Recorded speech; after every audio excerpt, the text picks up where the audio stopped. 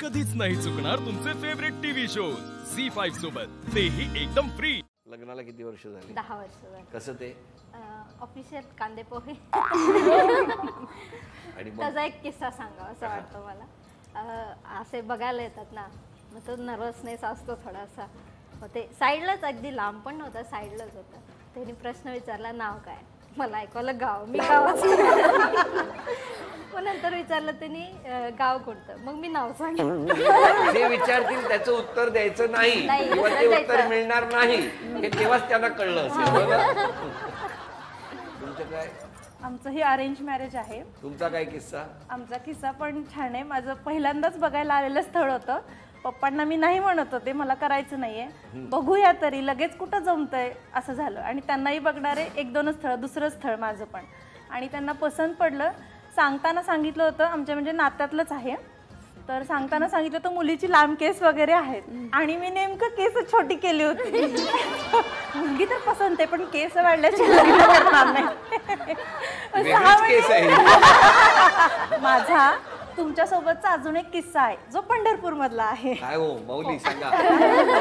मी अगदी मला वाटतं 8वीला होते, आणि आमचे एक्झाम्स चालू होते, आणि स्कूलमधून आलो की कळालं की अरे इथं शूटिंग चालू आहे। बॅग वगैरे फेकलो, मी आणि माझी मैत्रीण दोघी बघायला गेलो तर एवढी गर्दी तिथे, आम्हाला जायला रस्ताच नाही। आणि जे घर होतं त्यांचं किराणा शॉप होतं, अशी पोती लावून ठेवली होती। आम्हाला जायला रस्ता नाही, आम्ही चढलो पोत्यावरती। बरं। आणि ते डाळ वगैरे होतं ते सगळं सांडलं। त्या गर्दीतून आम्ही पुढे गेलो, तो सीन पाहिला सगळा। मग जो बाहेरचा जो होतं, म्हणजे पैठणीचा खेळ तेव्हा रोडवरती होता, आणि मी अगदी शाळेच्या ड्रेसवरती वगैरे तशीच 2 चेंड्या घातलेली हे, आणि नंतर ते शूट वगैरे होते, मी तुमच्या बरोबर मागे उभे होते।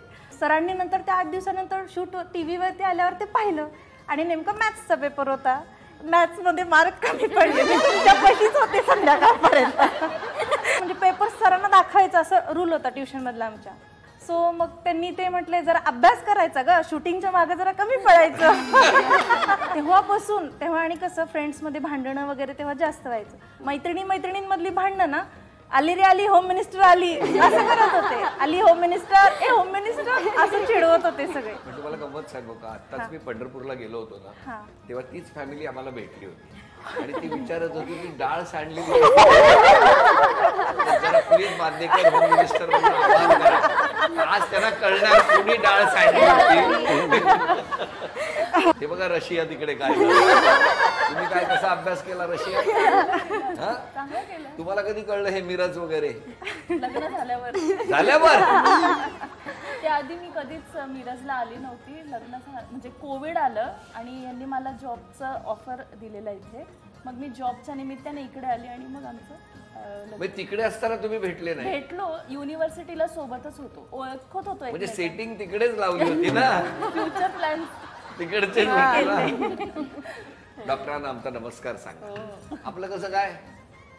तुमचा काय किस्सा? आमचा किस्सा काय नाही सर, आमच्या मिस्टरांनी तुम्हाला नमस्कार सांगितलेत, रेल्वे पोलीस आहेत। तुम्ही धमकी देताय का? सर मला काय विचाराल तर बघा, मुंबईला जाताना परत रेल्वेतच पकडणार तुम्हाला। आता हे घराबद्दल झालं, पण तुमची मैत्री कशी झाली? ऍक्च्युली काय झालं, आम्ही तिघी स्कूल मधल्या मुलांमुळे मैत्री, आणि मग नंतर लॉकडाऊन लागलं। लॉकडाऊन मध्ये ते होममेडचं खूप चालू होतं की घरी करून खायचं। सो मी त्याच्यामध्ये केक्सचे क्लासेस घेत होते। ह्या सगळ्या माझ्याकडे केक शिकायला आल्या होत्या, मी केकचे क्लासेस घेते। कधीच चांगला झाला नसेल आजपर्यंत आमचा केक, पण कधी कोणीच नाव नाही ठेवली। तुम्हाला आणायचा होता सर केक, पण ना खूप टाइम कमी झाला। उगाच काहीतरी सांग, 15 मिनिटं लागतात, तो काय? नाही सर, 15 मिनिटं नाहीत लागत। आठवड्यातून एकदा तरी भेटता? नाही सर, ती भेटणंच होत नाही सर आमचं। तेच आमच्या ग्रुपची स्पेशालिटी तीच आहे मला वाटते। आजपर्यंत होम मिनिस्टर मध्ये जितक्या मैत्रिणींचे ग्रुप्स आले, त्या प्रत्येक जणी किमान 15 दिवसातून, महिन्यातून एकदा तरी भेटतात। यांची स्पेशालिटी हीच आहे, ग्रुप तयार झाला पण आम्ही भेटतो। रियालिटी आहे, फोनवर सगळ्यांचं बोलणं होतं पण सर पण भेटणं होत भेटणं होत नाही. पण महिन्यातून एकदा BC भेटा साठी तसं होतं, असं काहीतरी ठरवा की BC होतं, केलं होतं, की सर. भेटतात. होतं हा ना. तसं होतं म्हणजे पार्कला वगैरे घेऊन जायचं वगैरे तसं होतं थोडंफार. चला, पण तसं तरी करा आनंद. पिकनिक वगैरे हे आमचं बहुतेक नशिबातच नाहीये सर. मग आज बरं झालं तुम्ही सगळ्याजणी सगळे भेटला. झी मराठीचे आभार. झी मराठीने आज सांगलीमध्ये हे सगळं आयोजित केलं म्हणून तुम्ही सगळ्या सहभागी झाला. अशीच मैत्री तुमची कायम ठेवा, एकमेकांवर प्रेम करत राहा. तुमचा ग्रुप त्या ह्याच्यावर असेल ना मोबाईलवर, मग त्याच्यात सुद्धा काय भांडा केलाय तुम्ही? तुम्ही बीसी साठी भांडणं असतात. म्हणजे काय असतं? बीसीचा मला पहिला नंबर, तुला पहिला मला नंबर. पाहिजे पहिला, तुला पाहिजे. पण मला सगळ्या ते चिठ्ठ्या काढत नाही तुम्ही? काढलं सरी तर ना सर समोर अशी उभारलेले असतात. मला या वेळेसची मला पहिला का, या वेळेसची दुसरी मला, असं सगळे. बरं तुमच्यात अबोला झालाय कधी एवढ्यात? झालाय कोणाचा? एक मिनिट, कोणाचा झालेला? माझा आईचा. कशामुळे झालेला तुम्ही सांगा काय तिला झालं? पहिला पाहिजे होता नंबर, हा. मग मी पहिला घेतला. माझे दोन्ही नंबर आलेले किती सर. दिवस बोलत नव्हता? 1-2 महिने. बोलतच नव्हता. बरं तुम्ही आज क्षमा मागायची असेल तर कोणाची? माझ्या नंदेचे मागते, मी सारखं भांडत असते म्हणजे समजून घेत नाही. त्या दोघी नणंद भाऊ आहेत सर. आम्ही मग त्यांचीच मागताय? मग क्षमा त्यांचीच मागितली. तुम्ही क्षमा मागायची तर कोण? मी मग आमच्या बॉसशी मागते.